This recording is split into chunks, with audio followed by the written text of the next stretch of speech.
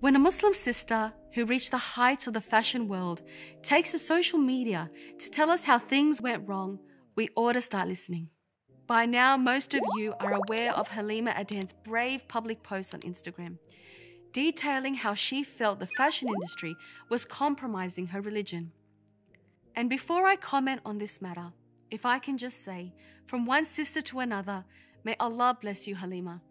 You have taken a commendable stance, and for that, I just want to say thank you. Yet despite all the inspiration this story has brought to so many young Muslim women around the world, the truth is, Halima is not the only one who feels this way. And her story going viral confirms the fact that many hijabis feel that they often have to change who they are in order to fit in.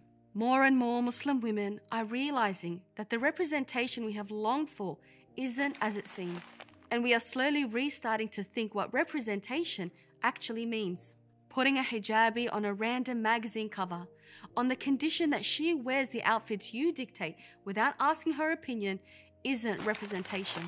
Expecting a Muslim woman to look as appealing and attractive as she can possibly be, so long as her hair is covered, isn't representation either. This isn't representation. This is the erasure of the hijab.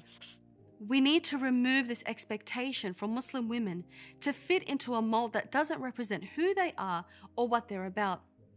Muslim women should not have to feel that they need to accept these compromises in order to be accepted by the people, but rather we should be accepted for who we are as we are. And while at times it does get difficult and the pressure is somewhat unbearable, we should never change who we are to appeal to the people.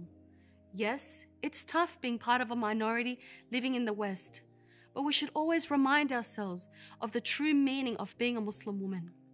The Prophet ﷺ taught us to put the pleasure of Allah well before the pleasure of the people if we truly want to be successful. If we seek to please Allah, even if that means that some people will be displeased with us, Allah will suffice us.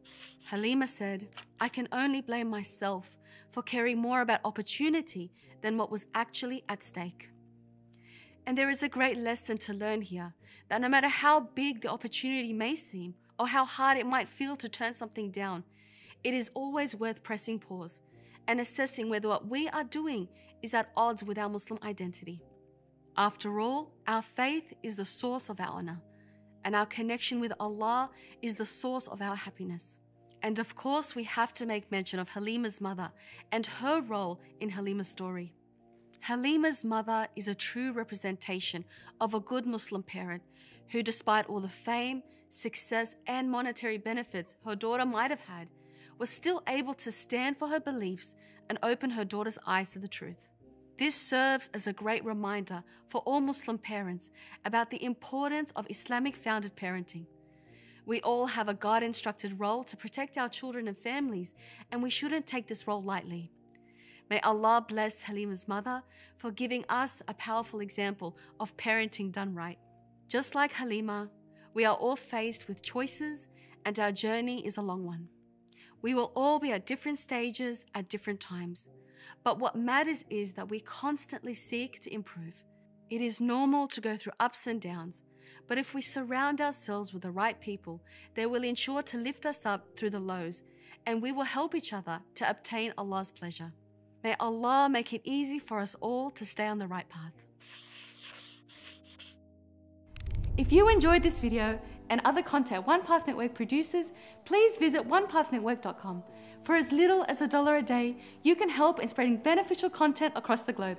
Thanks for your support, guys.